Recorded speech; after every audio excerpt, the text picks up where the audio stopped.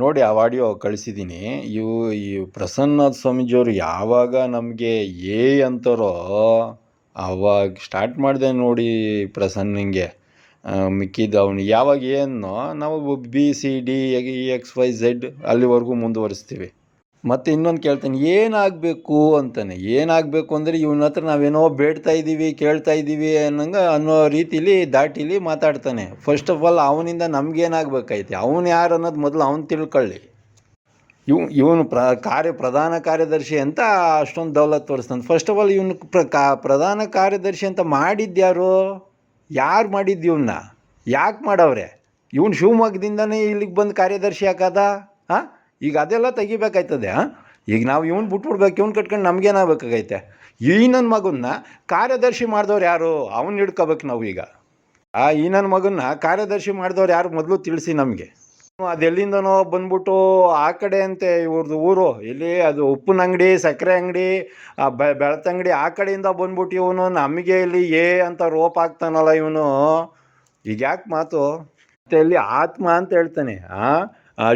ಮಾಯಸಂದ್ರಲ್ಲಿ ಇದ್ದಂಥ ಶಿವಕುಮಾರನಾಥ ಸ್ವಾಮೀಜಿಯವರು, ಶಾಖಾಮಠದಲ್ಲಿ ಇದ್ರಲ್ಲ ಮಾಯಸಂದ್ರದಲ್ಲಿ ಶಿವಕುಮಾರನಾಥ ಸ್ವಾಮೀಜಿಯವರು, ಮತ್ತು ಮಂಡ್ಯದಲ್ಲಿ ಇದ್ರಲ್ಲ ಶ್ರದ್ಧಾನಾಥ ಸ್ವಾಮೀಜಿಯವರು, ಮತ್ತು ಚುಂಚನಕಟ್ಟೆಯಲ್ಲಿ ಇದ್ರಲ್ಲ ಶಿವಲಿಂಗಾನಂದ ಸ್ವಾಮೀಜಿಯವರು, ಮತ್ತು ಇನ್ನೂ ದೊಡ್ಡ ದೊಡ್ಡ ಆತ್ಮಗಳಿಗೆಲ್ಲ ಗೊತ್ತಿದೆ ಏನು ಕತೆಗಳು ಅಂತ ಹೇಳ್ತಾನೆ. ಕೊನೆಯಲ್ಲಿ ನೋಡ್ಕೊತೀನಿ ಅಂತ ಹೇಳ್ತಾನೆ, ರೌಡಿ ಹಂಗೆ. ನಾವು ಈಗ 10 ವರ್ಷದಿಂದ ಗಂಭೀರವಾಗಿ ಮಾತಾಡ್ದಿರ ಸಹಿಸ್ಕೊಂಡು ಬಂದಿದ್ದೀವಿ. ಪೂರ್ತಿ ಫೋನ್ ಮಾತಾಡೋದೆಲ್ಲ ಕಟ್ ಮಾಡಿಬಿಡ್ತಾನೆ. ನೋಡ್ಕೊಳ್ಳಿ, ಅಲ್ಲಿ ಕಳಿಸ್ತೀನಿ ಅದನ್ನು ಆಡಿಯೋ. ಗುರೂಜಿಯವರು ದೇಹ ಬಿಟ್ಟು ಆದಮೇಲೆ 13-14ನೇ ತಾರೀಕೆಲ್ಲ ಕ್ರಿಯೆಗಳೆಲ್ಲ ಆದಮೇಲೆ ಸಾಯಂಕಾಲ 14ನೇ ತಾರೀಕು ಸಾಯಂಕಾಲ 7 ಗಂಟೆಗೆಲ್ಲ ಮುಗಿಯುತ್ತಲ್ಲ, 7 ಗಂಟೆ ಆದಮೇಲೆ ಮೀಟಿಂಗ್ ಮಾಡ್ತಾರೆ ಅಲ್ಲಿ ಚುಂಚನಗಿರಿಲಿ. ಆಗ ಇವರು ಪ್ರಸನ್ನ ಸ್ವಾಮಿಗಳು ಕಾರ್ಯದರ್ಶಿ ಅಂತ ತೀರ್ಮಾನ ಮಾಡ್ತಾರೆ. ಆ ಮೀಟಿಂಗಲ್ಲಿ ಆಗಿದ್ದಂಥ MLA ಚೆರುಲಯ್ಯ ಸ್ವಾಮಿಯವರು ಇರ್ತಾರೆ, ಬೇರೆಯವರು ಎಲ್ಲ ಇರ್ತಾರೆ. ಅವ್ರನ್ನೆಲ್ಲ ಕೇಳಿ ಹೇಳ್ತಾರೆ ಏನು ನಡೀತು ಅಂತ ಅಲ್ಲಿ 14ನೇ ತಾರೀಕು. ನಮಗೆ ಈಗ ಬೇಕಾಗಿರೋದು ಇಷ್ಟೇ, ಇವ್ನು ಕಟ್ಕೊಂಡು ನಮಗೇನಾಗಬೇಕಾಗಿಲ್ಲ. ಇವನ್ನ ಕಾರ್ಯದರ್ಶಿ ಮಾಡಿದವ್ರು ಯಾರು? ಅವ್ನು ಹಿಡ್ಕೋಬೇಕೀಗ ನಾವು. ಯಾರು ಮಾಡಿದವ್ರು ಅನ್ನೋದು ನನಗೆ ಸ್ವಲ್ಪ ಮಾಹಿತಿ ಕೊಡಿ. ನಾವು ವಿದ್ಯಾಧರನಾಥ ಸ್ವಾಮೀಜಿಯವ್ರು ಮಾತಾಡ್ತಾ ಇರೋದು. ಹಲೋ, ಜೈ ಶ್ರೀ ಗುರುದೇವ್ ಸ್ವಾಮೀಜಿ. ಜೈ ಶ್ರೀ ಗುರುದೇವ್. ಅದೇ ಅವತ್ತು ನೆಟ್ವರ್ಕ್ ಕಟ್ ಆಗ್ತಾ ಇತ್ತು ಸ್ವಾಮೀಜಿ. ಏನಾಗ್ಬೇಕು ಹೇಳಿ. ನನಗೇನಾಗಬೇಕಾಗೈತೆ ಸ್ವಾಮೀಜಿ? ಮತ್ತಿನ್ನೇನು? ಅಲ್ಲ, ಈಗ ನೀವು ನಮಗೆ ಅಲ್ಲಿ ಹುಡುಗರು ಬಿಟ್ಟು ಹೊಡ್ಸೋದ್ರಲ್ಲ, ಆಗ ಮತ್ತೆ ಜೊತೆಗೆ ಇಲ್ಲಿಗೂ ಬಂದಿದ್ರಲ್ಲ. ನೀನು ಆತ್ಮ ಸಾಕ್ಷಿ ಒಪ್ಪುತ್ತದನ್ನು ನಾನು ಹೊಡ್ಸಿದ್ನ ನಿನಗೆ? ಇಲ್ಲಿ ಎಲ್ಲ ಆತ್ಮಗಳು ಆತ್ಮ ಸಾಕ್ಷಿ ಒಪ್ಪುತ್ತೆ. ಮತ್ತೆ ಇಷ್ಟು ದಿವಸ ಹಂಗೆ ಹೇಳ್ಕೊಳ್ತಿದ್ದೆ, ಈಗ ನಾನು ಹೆಂಗ್ ಹೇಳ್ಕೊತಿದೆ ಮತ್ತೆ ಹೆಂಗ್ ಹೇಳ್ಕೊಂತಿದೆ? ಹಂಗೆ ಹೇಳ್ತಿದ್ದೆ. ಮತ್ತೆ ಇಲ್ಲಿಗೆ ಬಂದಿದ್ರಲ್ಲ ಹೆಸರುಗಟ್ಟಿಗೆ ಹೊಡೆಯಕ್ಕೆ ನೀವು ಶಿವರಾಮ್ ಕರ್ಕೊಂಡು. ನಾನೇ ನೋಡಿದ್ನಲ್ಲ, ನನ್ನ ಕಣ್ಣಾರೆ ನೋಡಿದ್ನಲ್ಲ, ಸಿಗ್ನಲ್ ಕೊಟ್ಟಿದ್ದು. ಯಾರಿಗೆ? ಹೇಳಿ ಶಿವರಾಮ್ಗೆ. ಸುಮ್ಮನೆ ಮಾತಾಡ್ಬೇಡ, ಸುಮ್ಮನೆ ಮಾತಾಡಕ್ ಹೋಗ್ಬೇಡಪ್ಪ. ನೀವ್ ಯಾವ ದೇವ್ರಿಗೆ ಪೂಜೆ ಮಾಡ್ತೀರಾ? ನೀವು ಯಾವ ದೇವ್ರ ಪೂಜೆ ಮಾಡ್ತೀರಾ? ನೀವ್ ಯಾವ ದೇವ್ರಿಗೆ ಪೂಜೆ ಮಾಡ್ತೀರಾ? ಮತ್ತೆ ಸುಳ್ಳು ಹೇಳ್ತಾ ಇದ್ದೀರಲ್ಲ, ಒಪ್ಕೊಳ್ಳಿ. ಅಷ್ಟು ಗಂಡಸ್ತಾನೆ ಯಾಕೆ ಬರ್ಬೇಕಾಯ್ತಲ್ಲ ಅದ್ರಿಗೆ? ನಾನು ಕೇಳ್ದೋಗುತ್ತೆ ಅಷ್ಟೇ. ಏನಪ್ಪ ಅಪವಾದ ಹೇಳಿದ್ರೆ ಅಂತ ಹೇಳ್ತೀನಿ. ಏನ್ ನಂದೇನಾಗೋಗುತ್ತೆ? ಏನೇನು ನೀನ್ ಏನ್ ಹೇಳ್ತೀನಿ? ನನಗೆ ಫೋನ್ ಮಾಡಿ ಇಡು, ಫೋನ್ ಬಾಯ್ ಮುಚ್ಕೊಂಡು ಫೋನ್ ಇಡು. ಆಯ್ತಾಯ್ತು. ಅದೇನು ಪ್ರಧಾನ ಕಾರ್ಯದರ್ಶಿ ಅಂತ ಹಾಕೊಂಡಿದ್ದಿಲ್ಲ, ಹಾಕು ನೋಡ್ತೀನಿ ನಿನಗ. ನೀನು ನೋಡ, ನೀನೇನ್ ಬರ್ತೀನಿ ನೋಡ್ತೀಯ? ಹೋಗ, ನೋಡ್ಕೊಳ್ತೀನಿ. ಹೋಗದ? ನಾನು ಹೋಗೋದು? ಆಯ್ತು, ಈಗ ಬಿಡು. ಈಗ ಮಾತಾಡಿದ್ಯಲ್ಲ ನೀನು, ಈಗ ಮಾತಾಡಿದ್ಯಲ್ಲಪ್ಪ ನೀನು. ಸರಿ ಬಿಡು, ಈಗ ಮುಂದುವರಿತೀನಿ ನಡಿ. ಆಯ್ತು, ಇಟ್ಕೊಂಡು ನೋಡು. ಅದ್ಯಾವ ಬೇರೆಯವ್ರು ಬರ್ತಾರೆ. ಅವರು ಅಲ್ಲಿ ಪ್ರಸನ್ನನಾಥ ಸ್ವಾಮೀಜಿಯವ್ರು ಬರ್ತಕ್ಕಂಥ ಸನ್ನಿವೇಶ ಏನೂ ಇರಲಿಲ್ಲ. ಪ್ರಸನ್ನನಾಥ ಸ್ವಾಮೀಜಿಯವ್ರಿಗೂ ಇದಕ್ಕೂ ಯಾವುದೇ ರೀತಿಯಾದ ಸಂಬಂಧ ಇಲ್ಲ. ನಿರ್ಮಲಾನಂದ ಸ್ವಾಮೀಜಿಯವರು, ರಾಮಕೃಷ್ಣೇಗೌಡರು ನಮ್ಮ ಹತ್ರ ಮಾತಾಡಬೇಕು, ನಾವು ಅವ್ರ ಹತ್ರ ಮಾತಾಡಿ ತೀರ್ಮಾನ ಮಾಡ್ಕೊಬೇಕು, ಅಷ್ಟೇ ಇರೋದು. ಇವ್ರು ಯಾಕೆ ಬಂದರು ಅಂದರೆ, ಇವ್ರಿಗೆ ಹೇಳಿದ್ರು, ನಾವು ನಿಮ್ಗೆ ಸೆಕ್ರೆಟರಿ ಪೋಸ್ಟ್ ಕೊಟ್ಟಿಲ್ವಾ, ಸುಮ್ಮನೆ ಇದ್ರೆ ಆಯ್ತದ, ಪೋಸ್ಟ್ ಉಳಿಸ್ಕೊಬೇಕಂದ್ರೆ ನೀವು ಹೋರಾಡಬೇಕು ಅಂತ ಹೇಳಿದ್ರು. ಅದಕ್ಕೆ ಬಂದಿದ್ದಾರೆ ಪಾಪ. ಅವ್ರಿಗೆ ಪ್ರಸನ್ನ ಸ್ವಾಮೀಜಿಗೆ ಗುರೂಜಿಯವರು ಅಲ್ಲಿ ಇದರಲ್ಲಿ ಶಿವಮೊಗ್ಗದಲ್ಲಿ ಸೆಕ್ರೆಟರಿ ಪೋಸ್ಟ್ ಕೊಟ್ಟಿದ್ದಾರೆ, ನೋಡ್ಕೊಳ್ಳಿ ಅಂತ.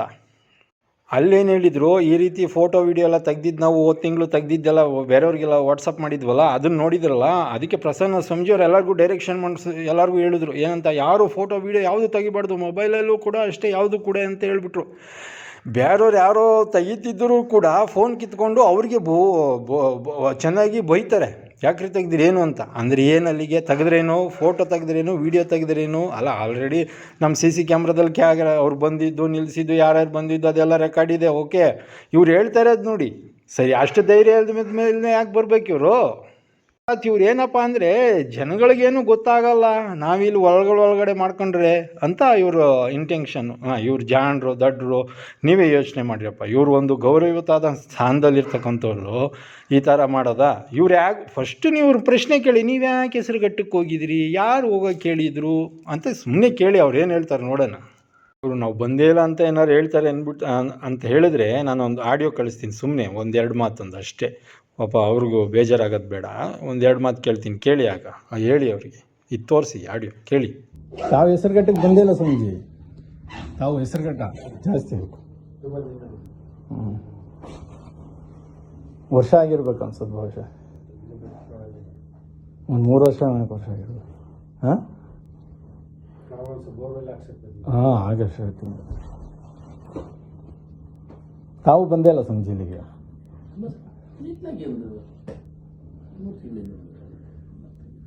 ಇಲ್ಲಿಗೆ ಮಠಕ್ಕೆ ಇಲ್ಲ, ನಾನು ಬಂದೆ ಅದು 1 ವರ್ಷ ಆಯಿತು. ಕಳೆದ ವರ್ಷ ಇದಕ್ಕೆ ಬಂದಿದ್ದು ಸ್ವಾಮೀಜಿ ಜಯಂತಿಗೆ ಅಲ್ಲಿಂದ ಮುಗಿಸ್ಕೊಂಡು ಇಲ್ಲಿಗೆ ಸೀದಾ ಬಂದು ಅವರು ಹೆಸರುಘಟ್ಟಿಗೆ ಬಂದಂಥ ಸಂದರ್ಭದಲ್ಲಿ ಮಠದ ಒಳಗಡೆ ಬರ್ತಾರೆ, ರೂಮಲ್ಲಿ ಕುಳಿತುಕೊಂತಾರೆ ಮೇಲ್ಗಡೆ.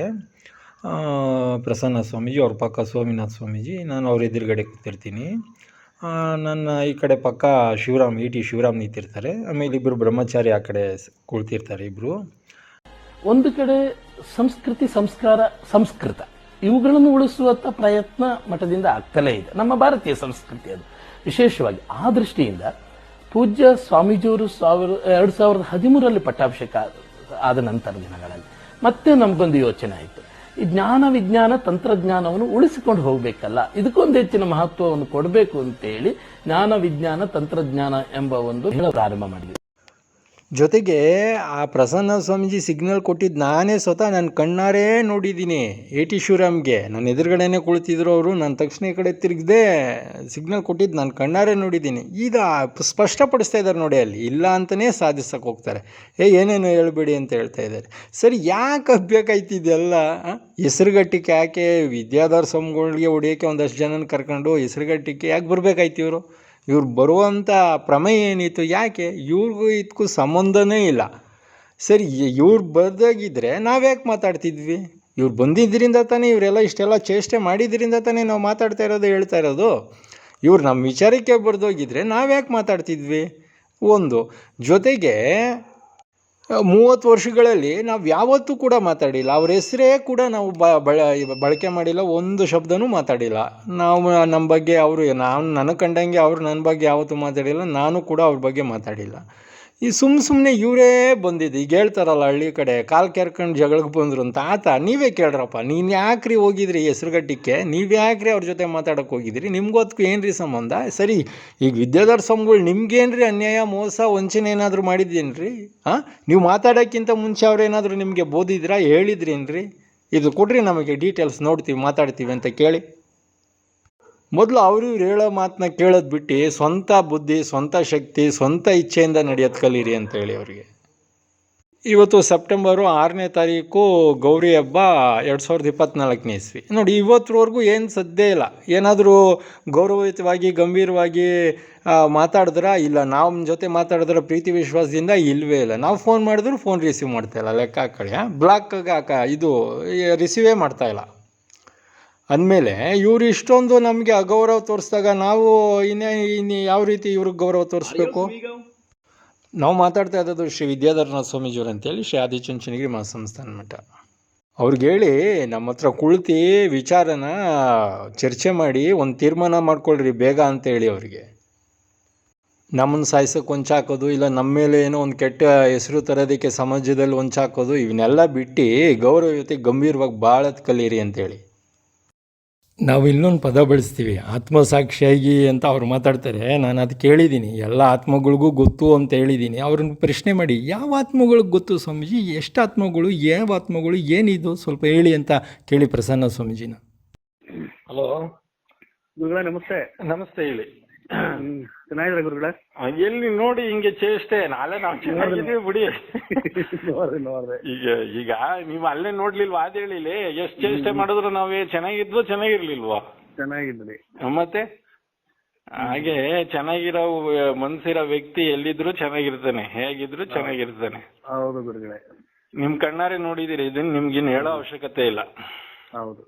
ಆಮೇಲೆ ಇದ ನೋಡಿ, ಹೀಗೆ ಪೆಟ್ರೋಲ್ ಬಂಕ್ ಹೋದ್ರೆ ಕಾರ್ಗೆ ಪೆಟ್ರೋಲ್ ಹಾಕಲ್ಲ ಅಂತಾರೆ. ಏನ್ ಮಾಡೋದು?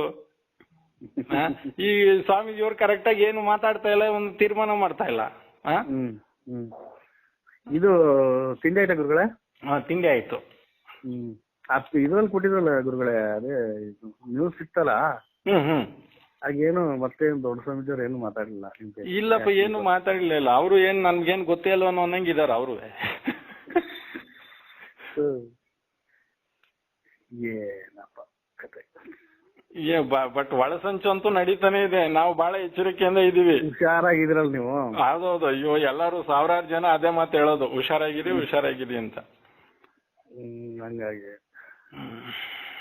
ಮಾತಾಡ್ತೀನಿ ಆಮೇಲೆ. ಆಯ್ತು ಗುರುಗಳೇ. ಓಕೆ, ನಮಸ್ತೆ. ಆಯ್ತು.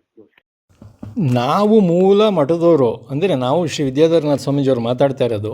ನಮ್ಮ ಮನೆ ದೇವರು ಕಾಲಭೈರವೇಶ್ವರ. ನಾವು ಜೋಗಪ್ಪನ ಹೋಗ್ಲು ಜೋಗಪ್ಪನ ಮನೆ ತಂದವರು. ಇನ್ನೂ ಹೇಳ್ತಾ ಹೋದರೆ ಇನ್ನಷ್ಟು ಭಾಳಷ್ಟು ವಿಚಾರಗಳಿದೆ. ಇವನು ಬಂದು ನಮ್ಮ ಹತ್ರನೇ ದೌಲತ್ ತೋರ್ಸೋಕೆ ಹೋಯ್ತಾನಲ್ಲ. ಆ ಶೇಖರ್ ಸ್ವಾಮೀಜಿಯವರು ಮತ್ತು ಈ ಪ್ರಸನ್ನನಾಥ ಸ್ವಾಮೀಜಿಯವ್ರನ್ನೂ ಮತ್ತು ನನ್ನ ಅಂದರೆ ನಮ್ಮನ್ನು ಶ್ರೀ ವಿದ್ಯಾಧರನಾಥ ಸ್ವಾಮೀಜಿಯವ್ರನ್ನ 3 ಜನನು ಮುಖಾಮುಖ ಚರ್ಚೆಗೆ ಕೂರಿಸ್ರಿ, ಎಲ್ಲ ಗೊತ್ತಾಯ್ತದೆ. ನೀವು ಕಣ್ಣಾರೆ ಕಿವಿಯಾರೆ ಕೇಳಿಸ್ಕೊತೀರಾ, ನೋಡ್ತೀರಾ. ಇದನ್ನ ಹೇಳಿ ನಾನು ಆಗಲೇ ಬಹುಶಃ 2.5 ವರ್ಷ ಆಯಿತು, ತಮ್ಮೆಲ್ಲರಿಗೂ ಕೂಡ ಗೊತ್ತಿದೆ ಅದು. ಇದುವರೆಗೂ ಏನು ಪಾರ್ಟಿಗಳು ಸದ್ಯ ಇಲ್ಲ. ಅಂದರೆ ಸೈಲೆಂಟಾಗಿ ನಮ್ಮನ್ನು ಮರ್ಡ್ರ್ ಮಾಡೋಕ್ಕೆ ಮುಗಿಸೋದಕ್ಕೆ ಏನು ಬೇಕೋ, ಕೆಟ್ಟ ಹೆಸರು ಬರೋದಕ್ಕೆ ಏನು ಮಾಡಬೇಕು ಅದರಲ್ಲೇ ಇದ್ದಾರೆ.